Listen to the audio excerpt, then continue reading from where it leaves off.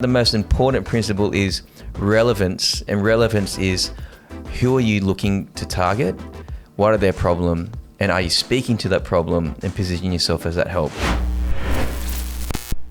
Matt, welcome to the Moxham Mindset. Oh, thanks, mate. It's good to be. I'm excited. Thank you so much for coming. Really appreciate your time. Business owner like myself, very busy. So I'm super excited to come along today. We have some really cool things to talk about, both being business owners, both being fathers, and sharing a real interest in mental health and wellness. I'm going to get straight into it on a subject that's passionate to my heart, being a father. You're also a father, and a subject that you're very passionate about and have spent a lot of time in, studied Diploma of Mental Health. And the subject I wanted to talk about specifically was the mental health of young people in our world at the moment, specifically coming out of 2 COVIDs, 2 lockdowns. Us as adults, like none of us have ever been through anything like it before. I've got a 10-year-old boy. His name's Joel. He's an only child, and it was hard for young kids to not be with their peers every day, running around in the playground, developing at a young age like my son is, or even at an older age, kids that you do some wonderful work with. And I saw some of your interviews on social media, and it really touched me. Teenagers and kids in senior school, like what an experience going through some of the most amazing times of your life through lockdown, year 12, year 11. I look back on my time, year 10, 11, 12, I'd get goosebumps thinking about it. Such an amazing time. Talk me through, the work. I suppose 2 questions. Can you tell me your interest in this area and how you became interested in mental health, and also secondly, some of the work you're doing with teenagers and kids in that area? Yeah. Well, when I was old enough to understand, I looked at myself in the mirror and I was like, yeah, I look like this. I'm an Asian guy. And then I looked at my dad and he looks like you. And I looked at my mum and she looks like white Caucasian. And I looked at me again and I'm like, what the hell? For those who are listening on podcasts, you wouldn't be able to see me visually right now, but I'm Korean. I'm a full-blown Korean man. But I've got Asian hardware but Australian software. That's what I say. So straight away I knew I was different, and that's because I was adopted. And that did not bother me at all until my parents separated when I was 6. So I have an adopted sister. She's not blood related. Her name's Kristen, and I'm very proud of her. We work together in the business. So she's my head graphic designer in mental media. That's beautiful. So I'm her boss and big brother, and we never fight. We've been through a whole bunch of years of changing and moving house 13 times as kids. With my mum's side, living with my mum, we were the one thing that was constant with each other. We always had each other. That's beautiful. So I was very vulnerable when my parents separated. I thought very deeply about things. I was much more like Velcro. Things would stick to me about what was said to me or about my parents or about differences. So I got really quite interested in hanging around certain people that would give me some type of confidence. So the early years of my life, I would be hanging around with the cool kids, being a rat bag, some suspensions here and there. And it wasn't until I was about 12, 13, my mum said, that's enough. You've got to get away from some of those influences and I've got to put you somewhere else. And I was kicking up a stink about it. She was thinking of putting me in a youth group, like a Christian youth group, and with cool younger guys and music. I had no idea that was there, but she did. And it was the best thing that ever happened, because I was suddenly surrounded by great looking teenage guys and girls, older men and older guys that were cooler than me in my eyes. And they wanted to speak into my life, and they showed me another path. And that was one of the best things for me. And I guess that's one of the main reasons why I love helping youth. It's because I know what it was like being lost as a kid, because things happen to you. And when you're that young and you don't have sometimes your parents don't know how to explain it well, you just contain things. You need people in your life, tribes, coaches, to be able to help point things out to you, saying, "You've got this, mate." So important, isn't it? Just, it's a beautiful story, and thank you for sharing it. And I think, you know, my dad used to say to me, you know, show me your friends and I'll tell you what you like. And I had a similar when I was young, hanging around rat bags and getting into trouble, and a lot of it. And it's... What did you get in trouble for? Oh, I can't really say. No, I was just mischievous, trouble at school. And I also, my parents, not that I was going to talk about this, but interesting, my parents split up when I was very young, when I was 2, and grew up with my mum. But my dad and my mum were very close and made a big effort to get on together. But I actually didn't realise until I think I was late teens how much of an impact that did have on me as a young man.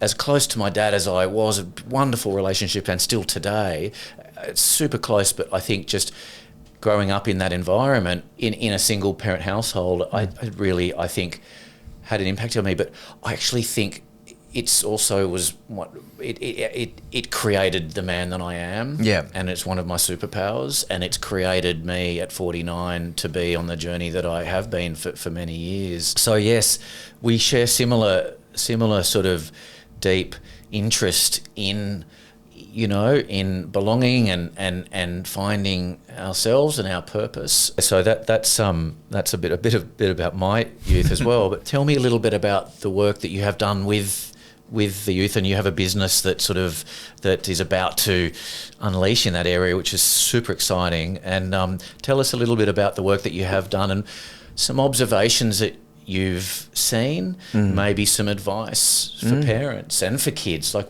specifically the interview I saw on social media of the young lady, and you were asking her questions about how she felt about herself. And I thought that really touched me, and I rang you. I said, Matt, we've got to get on and do a podcast about this because I think it's such a topical subject at the moment. Tell us a little bit about the work that you have done and some of the observations that you've made from recent years and impacts and for kids that are, you know, going through these 2 big lockdowns. Well, the facts are that, unfortunately, youth suicide is the number 1 killer of young people in our nation. Anxiety is the number 1 mental illness in our country, particularly impacting young people.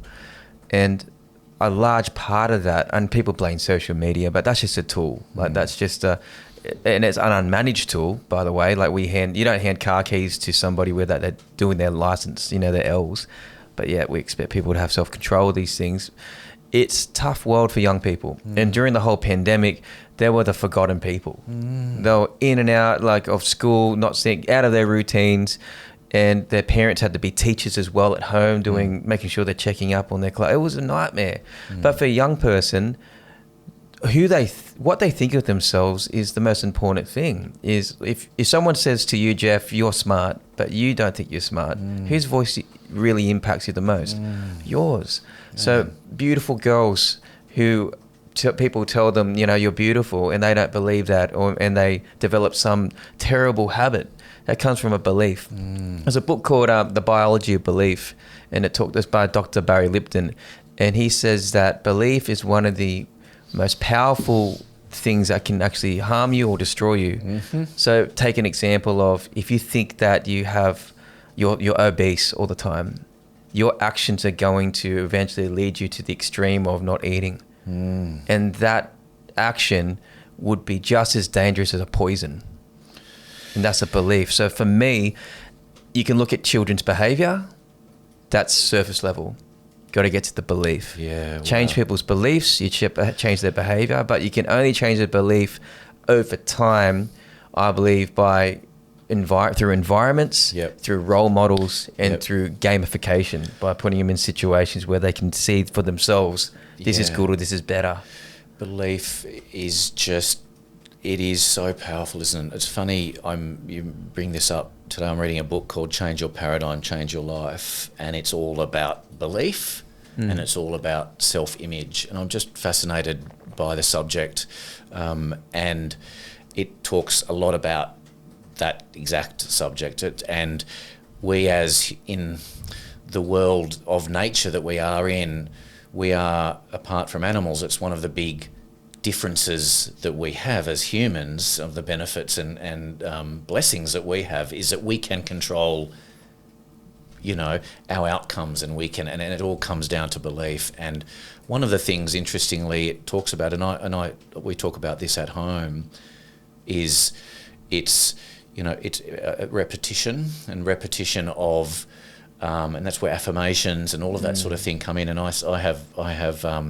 we talk at home with Jolie. What's 3 great things that happened to your day at school, mate? And I've bought him a little book, and I try to get him to sort of to think about that thing, but to think about great things that have happened. And it's, repetition is they talk. Yeah, repetition's important in the fact that I love that with your son, that you're trying to get him to get into a habit of asking good questions, and to get in a habit that, listen, gratitude and feeling good about yourself doesn't come automatically. No. Happiness is not automatic. It's one of the hardest things for us humans to do is actually think. But think what's not natural to us. It's one of the hardest skills, they say, it was in one of the books I was reading recently, for someone to think along, to train your mind along a certain thought that you're not used to. Very, very challenging for humans typically to do that. And gratitude, it's like you've got to.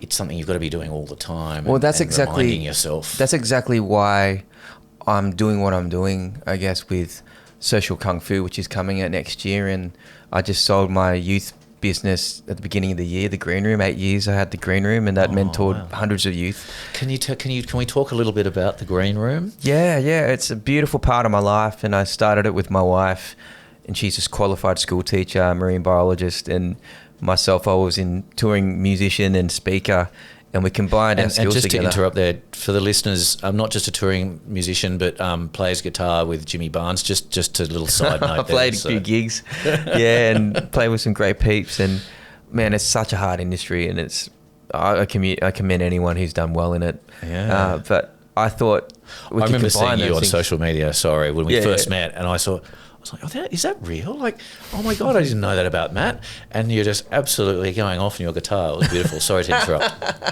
Yeah. And I don't know. It's just that was all. That's the thing about finding a passion in life. It's you don't know it until you know it when you find it. Yeah. And it's for an audience of one. It's not for an audience of fame. It's just for you in the bed. If you can't get in your bedroom and just get back to where it first started and still enjoy it, then I think you've lost your first love for it. Yeah. That's so cool. Yeah. So with the Green Room, sorry, I interrupted and got you off track. So that was help. What was behind that? So I thought there was a big gap in the market, that big need young people had, and families, because you can't separate children and family together. They're connected, they're dependent. Yeah.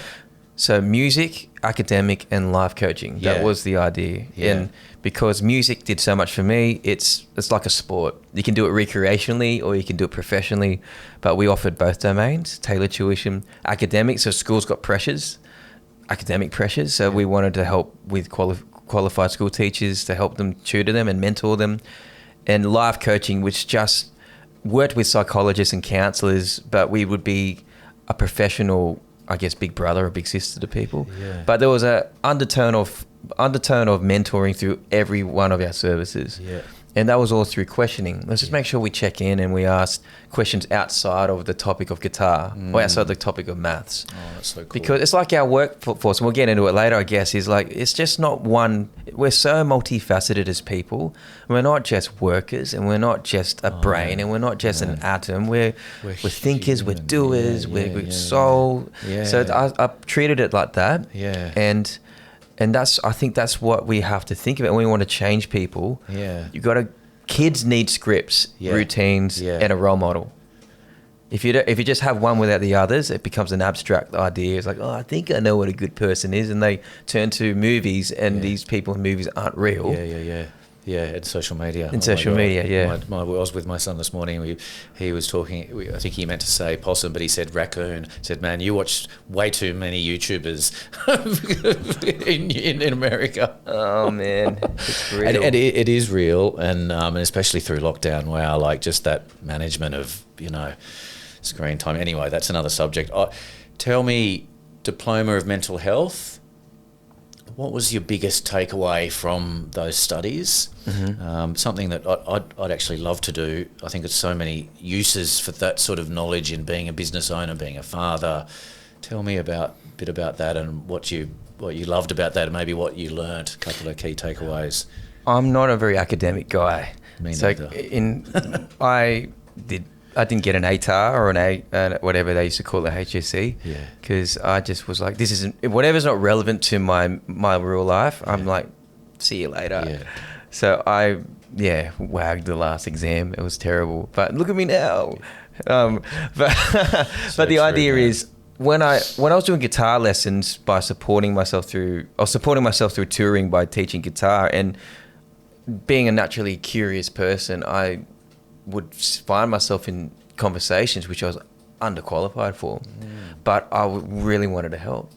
So my first student who opened up to me about something was about a bullying incident at school, and they were being verbally bullied and physically bullied, but it started as verbal and went to physical. And I saw this person open to tell me for the first time this happening, and I'm like, wow, this is a really cool place to be in, but I don't know what to do. And I saw this time and time and time again with anxiety, suicidal thoughts, divorces, and really quite serious, a couple of times, unfortunately, abuses, which I had to learn to report to the authorities. And I'm like, why I did the diploma was it gave me a general overview of how the brain works and what the mental illness conditions are and what the basic process of to try and find a remedy of the right way to think about it. This is before mental health was a cool topic to talk about. So this was back in like 2000, when I was interested in mental health was early 2010s and stuff. Wow. But the thing I took away from it the most was the major difference between anxiety and stress. Yep. Like stress, people say it's the same as anxiety. It's like, I feel really anxious about this meeting. I feel really anxious now. I feel really stressed about something in the future. And they're using the same word, but it means different things. Yeah. So I'll put it to you, Jeff. So you're doing a PT session with your personal trainer. Yep. And the personal trainer is yelling in your ear, one more, Yeah. one more. Yeah. Yeah. And you got 30 seconds to go. Yeah. You feeling anxious or stressed? Oh, geez. I don't know. I reckon if it was my personal trainer, I don't think I would actually probably mind. But if I was maybe an employer, like if it was in another scenario, like if it was someone in some sort of other scenario, I'd feel stressed, I think. Yeah, you're correct. correct. I'd feel stressed. So, and then say you're in the car and you hit peak hour traffic and you're stuck in the car and you know you're going to be late. You're feeling anxious or stressed? So I had a scenario just literally out here the last time I was here, and a lady swiped my car. Whoa. Yeah, fully. And I got out, and she completely denied it. And I was like, and oh, no. And I was like, you can't be serious. Like, look at, and then I said, but look at your bumper bar, look at mine. She said, oh, okay, well, here's my license. And I was angry, probably stressed. I wasn't anxious. I was probably stressed. I was angry. I was like, how can someone be like that? I know that. What a liar. But if you're late for a meeting, yes, right? Yep. I would say you're anxious. Yes. But some people would say they're stressed. Oh, it's See interesting. what I mean? I've never really thought about it like that. So stress is a natural response to present danger. So when someone's in your face there and then, and something's right there and then, Yep. and you got to react, it creates urgency to be able to drop everything around you and just do this right now. Yeah. It used to be the saber-toothed tiger that would cause the stress. Like that saber-toothed tiger's coming on me. I need to think for survival. I need to be tactical right now. This could be the deadline. The fight or flight. The fight or flight. This could be the deadline that your boss puts on you for so-and-so. Yeah. So that's stress, right? Yeah. Anxiety is future-related. Right. So I could be experiencing in the car all the symptoms of danger, sweating beads of sweat, really just high pressure, but there's no danger in the car. Nothing's threatening me physically. I'm safe with my airbags, aircon, temperature's good. but I'm freaking out because I'm in my mind in the future, fearing of losing something or having less of something. That's anxiety. That's a definition of anxiety, a working definition. That's so interesting. Versus Makes being so stressed. much sense. So that was the best thing. That's what you to took be able out to of it. iron out my intuitions as well and line up with science. Yeah. And I'm always been a lifelong student on it. I've got good friends who are psychologists who I ring up and be like, listen, I'm thinking this. Yeah. Am I right or wrong? Is this the science? Is bad or good on this? Like, Yeah. And most of the time, and it sounds like I'm blowing smoke up my butt, but listen, my gut, when I feel like something's up with a behavior and I see it enough, there's research to back it now. Yeah. And it's just finding that what kind of research is around it. Yeah. So I love testing that gut feeling. Yeah, that's so good. The gut feeling. I love the gut feeling. So real. So for someone like yourself, Matt, that is, obviously very spiritual and very very aware for someone of your age, I would say, quite advanced in the area of awareness and spirituality. So business owner, and we'll get more into that in the second part. Business owner, young family, wellness for you. So for Matt Purcell, what is being at your best for the endurance of family and work? What does that mean for you, and what helps you be that really wonderful person at home and at work? And is there really a work-life balance? There's no work-life balance. There's not, is there? You can romanticize about it. Sorry, audience. Yeah, I mean, you could, if you want to be like a great accountant and go 8 hours here and 8 hours here and really be strict about it, you're going to find it really tough because life doesn't go to that script. Usually, whatever's valuable in your life will put you off balance. Yeah. So even the people that you admire, every athlete that you admire, I guarantee they don't have work-life balance. They're obsessed. Yeah. They're up at 4 a.m. They're saying no to going out on the Saturday night. They're saying no to alcohol. They're saying no to a lot more than a lot of things. Yeah. But I will say that it's work-life, it's life choices. Yeah. And it's about the quality of people and the quality of nutrition, the quality of sleep and the quality of things over the quantity of the things. So true. So for you, routine for you, do you have a specific daily or weekend or routine, or like gym, health, food, meditation, downtime, reading, personal growth, anything that sort of you like to fit into your weekly routine to keep yourself at your best? Yeah, I do. I actually am different to a lot of guys that wake up early. I stay up late. So I stay up late and I exercise at night when everyone's in bed. What time would you go to bed? Between 10 and 11, I'm up late. And what time would you get up? Probably about 5:30. Yeah. It's pretty good. And gym late, that's amazing. I'd love to be able to do that. I can't. I think I've got ADD or something, or ADHD in that way. Like of the energy, I can't stop moving my legs. Yeah. I'm just always on. Yeah. And always tapping and moving. Yeah. And then I'm always listening to podcasts or trying to finish books, audio books. When I'm in the car, I never take a commute for granted. Yes. Commutes is the best. Either calls but I actually say no to calls sometimes because I want to invest in me. Yeah. And we're so similar. Yeah, but weekends are sacred. Okay. Absolutely no to everything on weekends. Just to be a So fan. gym at the night. Any favourite books? Yeah, every year I read Man's Search for Meaning by Viktor Frankl. Oh, wow. How many times have you read it now? 4. Have you? Yeah. Oh, that's so cool. It's gut-wrenching every time, but I can't believe it actually happened, and I can't believe... So Viktor Frankl, if you don't know, was a prisoner of war, and he was a psychiatrist. So he knew about mental health and behaviour. It was his job. And he saw the division, or when Nazi Germany put people in concentration camps, and he was in it. Yeah. He saw people die. He saw all the strands that hold us together snipped away. Your job, snip. Your health, your family, your name. They didn't even name you. Yeah. You were regarded as a number. Yeah. So reading that and seeing what evil looks like, and also back to belief. Power of the mind. it's the people who gave themselves a purpose and a meaning to go through that stuff to make that suffering worthwhile, that were more generous and lived longer.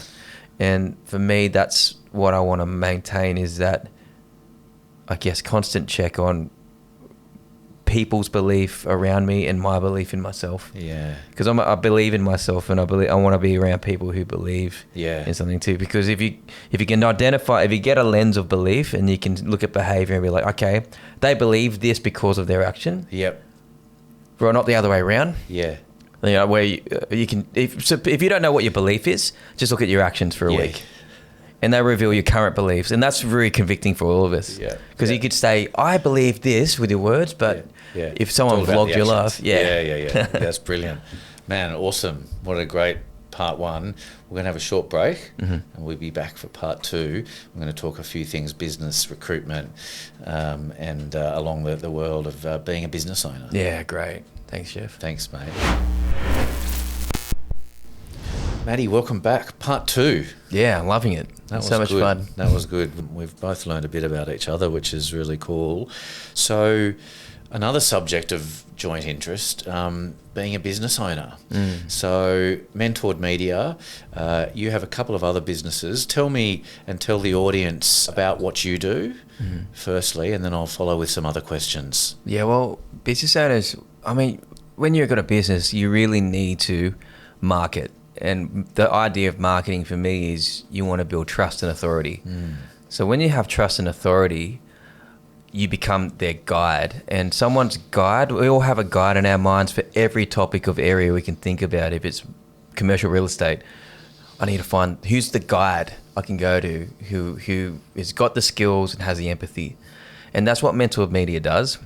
Like, we're a creative agency, but our idea is to be able to make whatever you stand for stand out.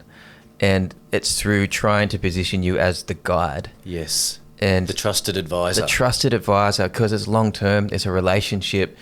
And if you're the guide and you say, go to this person, go there, you most likely will. And it's selling without selling. That's the idea. It is. That's such a great thing, selling without selling. It's like, I love that. And so you help build brands, personal brands, don't you? Like, business is partnership with Mark Boris, and you do all of Mark social and branding, and that's a business in itself. And you build people's brands. Yeah, that's right. And with Mark, it's been an amazing case study in a sense. Like, it's, you know, like he initially engaged me to be able to help him with his personal brand and digital marketing. It's become a business. And I think for personal branding today, it's the best thing you can do is just Google your name. Yes. What happens? Does a dog come up? Does, you know, what comes up really is your professional image and your reputation. So Google reviews to articles written about you, bad or good. Yeah. And even if you're not in business and you're dating, you still have a personal brand. People are going to type in your name. Yeah. And they're going to find things about your past, what people say about you. So if anything good's come from social media, is it's going to pressure you to actually it's going to hold you account to some things that you do in your life, in your public life. I'm so glad social media wasn't around when I was, back in my younger days, because some of those photos, like, if they ever just, it's like, but you need to be so much more careful these days. You need to be more a social, like, your digital, aware. like, it's there. And this is what we talked to my son about, who's 10, Joel, about, don't send that message to your friend or that photo, or like, because it's just always there. Tell me, for the listeners, mate, so social media, you guys are absolute experts in this field.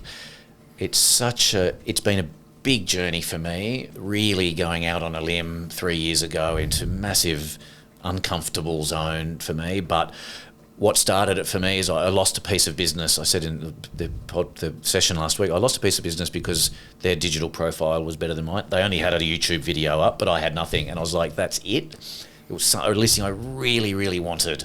And that's what it came down to.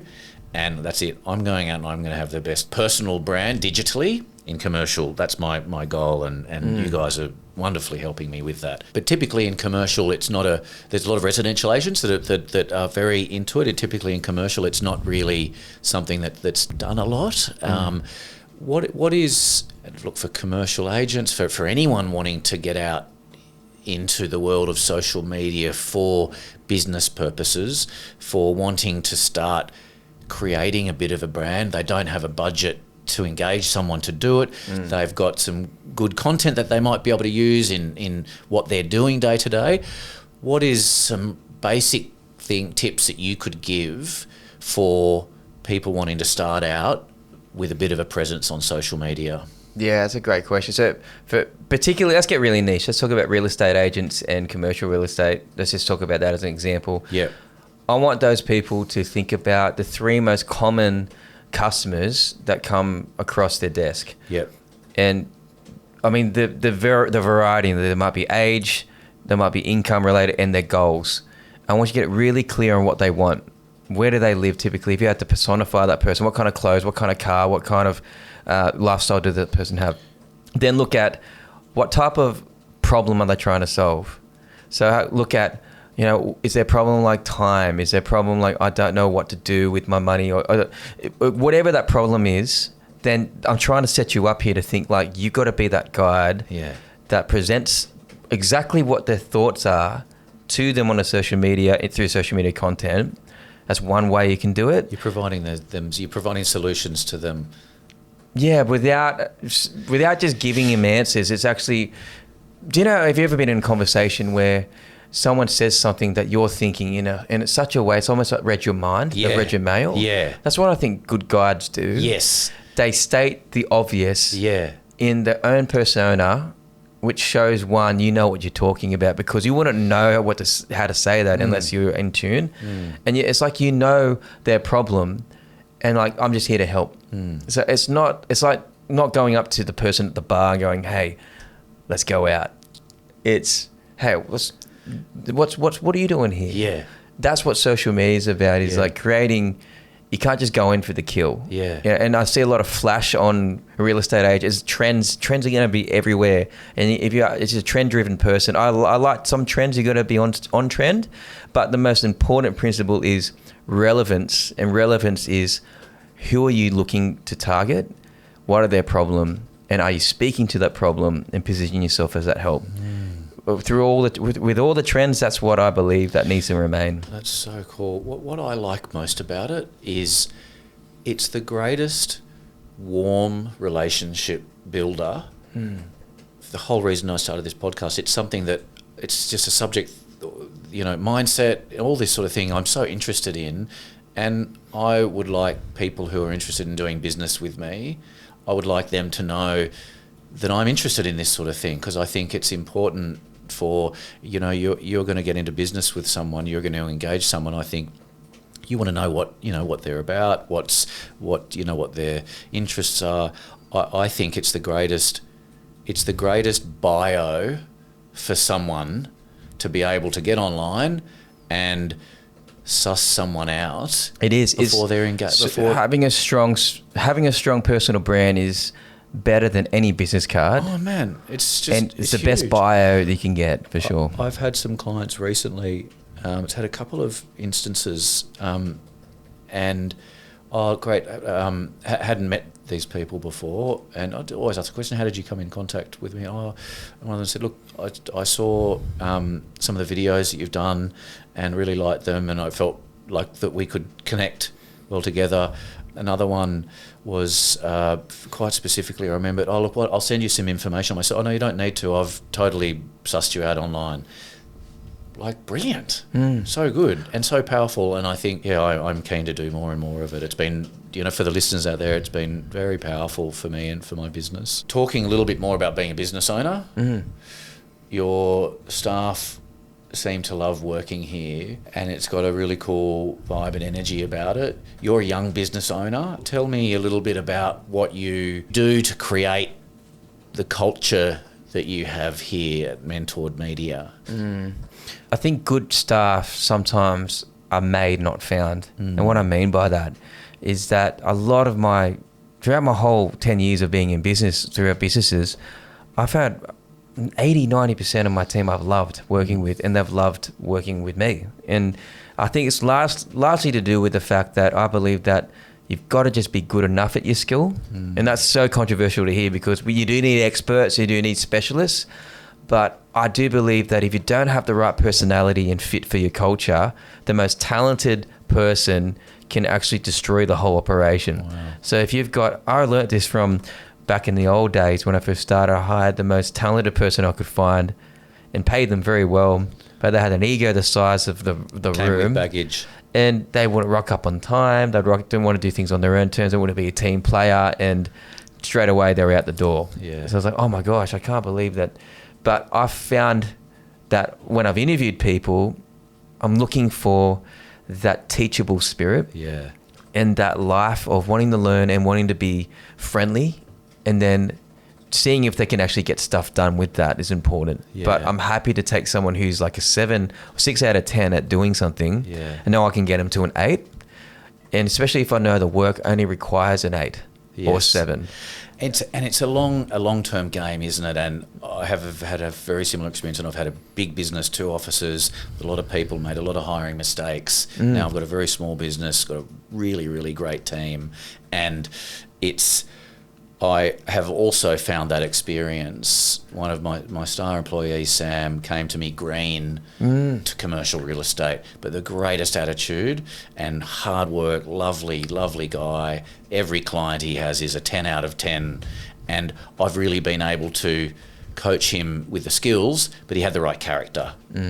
It's sort of more work up front in coaching and teaching, which I actually really enjoy. Yeah, so do I. Yeah. I enjoy that if it's the right person and they're up for it. So more I suppose, work up front for greater benefit sort of later, and that's so interesting. I've found the same thing. Yeah. There. Well, I think as business owners, we've got to really be responsible for what kind of work environment we want to work in ourselves. If we're going to work in our job as well, in our business, I don't really, to put it frankly, work with people I don't like. Yeah. I don't want to spend a third of my life with somebody that I have a grudge against, or I just wouldn't blend with. So true. But I'm not trying to hire in my own image. Yeah. I have much smarter people in areas in my team that are much more detail oriented, or they're faster here or that I think Steve Jobs said this. He said, you don't hire talented people to micromanage them. Yeah. So I'm a big delegator in my businesses. Yeah. I don't micromanage any of my guys. Yeah. But we've got a system where we know what everyone's doing, and we've got deadlines on that. Yeah. But it's more, I believe that gone are the days of just putting you through PD courses and just trying to get you to be the best robot you can be. Yes. And it's got to be an integrated culture. It's got to be fun. It's got to be relational. Yeah. We've got to achieve stuff, because without the achievement, it's just what are we doing here? Yeah, We're not going to be here around long. We've got to have a strong vision and a good leader. I think a good leader is interested in some personal areas of their team's life. Yeah, that's what I believe. I had a really interesting thing happen to me this morning. One of my staff sent me a message and said, is everything okay? Like, am I doing okay? And I was like, wow. And I called this person. I said, yeah, absolutely you are. Like, you're wonderful. Why? Like, I was quite interested to get this text, and I thought about it, and I've been, I think, as a lead, and I rang this person straight away. I said, absolutely, like, of course, you're on fire. You're doing such a great job, and I'll promise you one thing, that if you're not, I will absolutely let you know, and we'll have a discussion about it. But if you're ever feeling like this, please ask me like you have. And what I found, really got me thinking as a leader, and we've had huge amounts on our plate the last few days, and I thought I've obviously come across as I've just been head down and maybe not seeming like I'm not as interested, or something was on my mind enough to affect my staff member to think that that there was something on my mind. And it really made me think, as a leader, we've always got to be so conscious about, I think, the energy that we give off and how that can be seen and interpreted. It may be being seen, and I'm just busy, and I'm just, I'm like,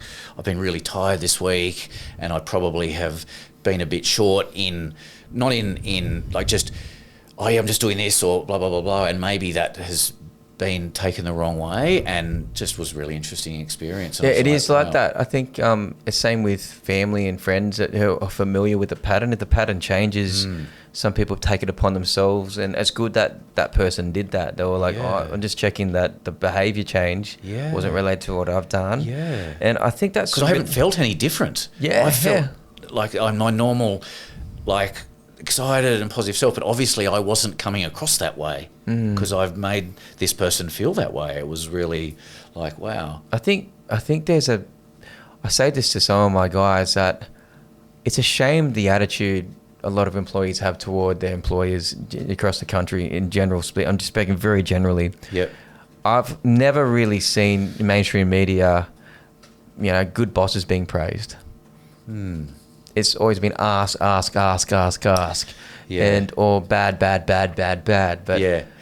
there is, Well, it's a very interesting subject. I have one of my coaches say and I think I was discussing this morning as well in another subject, it is I think a thankless role in a lot of areas, and I think that's just the way it is. We're here to give. We're here to give. We're here to deliver, and we're here to be responsible for the experience. And I think that's just the way it is. I think sometimes it's an interesting subject. It is. Do you know what? I think one of my favourite things about being an employer is the amazing ability we have to be able to provide somewhat of a purpose to people. Yes. So we're able to see potential, nurture potential in a relational way. It's such an honour to be able to provide work. Yeah. And to provide that opportunity to see people succeed. And I think that's the most satisfying thing, isn't it? When you see someone go from here to here. It's so satisfying. And kick up personal goals and professional goals. And you're like, wow, that's amazing to witness. What was really touching when I had this moment this morning with my staff member was like, wow, I find it really cool that we can have such an impact on our staff's lives, and I think as leaders it's really important to be really conscious of that. And I think in particular in our industry, in the corporate end of our industry, you can be more a number than anything, but I think as leaders that's something that we should all be conscious of, is you have a massive impact on your staff's life, and just to be always conscious of that. Always. But it's a beautiful thing, and I quite like having a small team. We certainly will grow, and the great thing about what I've learnt over the last 7 years is, it's always a learning experience. I think I'll certainly be hiring not for the purpose of just growing, but hiring for the purpose of having the right person. I believe in the Spartan idea. Like, a Spartan back in 300 movie, just a Sparta. Yeah. The whole reputation of the Spartans was they were like 10 men in one.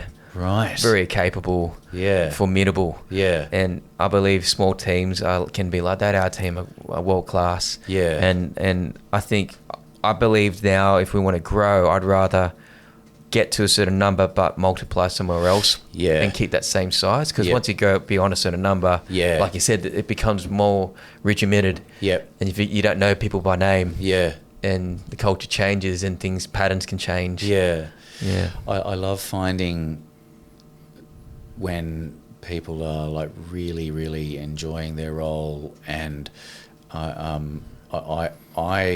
I want my staff to be doing what they love, and if I can't create a role, if they're not enjoying it, or I can't create a role that they really love, then that's just not good for anyone. And I think, we go to work for 3/4 of our lives. We've got to love what we do, and if you don't love what you do, then you shouldn't be doing it. Yeah, I believe that too. And I'm very blessed in our team. We've got a wonderful team, and everyone loves what they do. And it's cool. We've got a cool thing going, and looking forward to the future.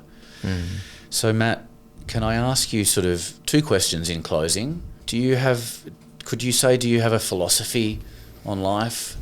Don't drink the water. I'm just joking. philosophy in life is, I have a faith, and it's a personal faith, and it believes in cause and effect. And it believes that the belief that you have, whatever belief you hold in life, becomes your judge. Whatever ideal you hold as your number one becomes your God, your judge. It gives and it takes away. The phone rings, it could be God ringing, and you got to say no to family and everything, and because God's ringing. You will lay on the altar of whatever that is for the sake of whatever is number one in your life. So St. Augustine said, sin is when your love is out of order. And I believe that 100%. So it's not about, I'm not talking about religions, I'm talking about values. When your love is out of, there's nothing wrong with money, there's nothing wrong with work, there's nothing wrong with having a good time, but just play a hypothetical in your mind. If that was number one, how does that change? What's number two then? And what's number three and what's number four? If we talked about work-life balance, it's less about that and more about what's number one. And don't forget, there are seasons in your life, and seasons, as cliche as it sounds, is very practical. We used to live our lives according to the seasons. We have to know what season we're in. If we're in a season we need to prepare for, because if we're not prepared in this season, we're going to be stuffed in the next season, or in a season where we need to absolutely celebrate. What season are you in at the moment, do you think? All right, we're coming into spring. Yeah. Absolutely. We've had a lot of things die, and things fall to the ground. Yeah, and during that time, I've leveraged the time. Yeah. And we're about to hit spring, baby. Yeah. And in more ways than one. In more ways than one. Oh, that's so cool. Very true. My second question in closing, if you could give one piece of advice to your younger self, sort of early teens, looking back, being the mature and learned man you are, what would be one piece of advice you could give to your younger self? I'd say assume that everything popular is wrong. Just making a big assumption that everything that's mainstream is wrong. Yeah. And just question it and find evidence for everything that you can that's proclaiming itself as number one. So beauty. You think you need to look like this to be valued? Question the crap out of that, because that's most likely wrong. Yeah. Success looks like this. Question that, because that's most likely wrong.